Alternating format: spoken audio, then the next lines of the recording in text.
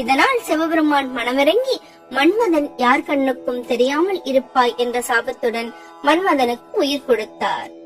மன்மதனை எரித்த அந்த 6 தீப்பொறிகள் சரவண பொய்கைக்கு அக்னி பகவானால் கொண்டு செல்லப்பட்டன. அந்த 6 தீப்பொறிகளும் அழகிய 6 குழந்தைகளாக வடிவம் பெற்றிருந்தன. அந்த 6 குழந்தைகளும் 6 கார்த்திகை பெண்களின் பராமரிப்பில் வளர்க்கப்பட்டன. ஒருமுறை சிவபெருமானும் பார்வதி அம்மையாரும் அந்த சரவண பொய்கைக்கு வந்திருந்தனர்.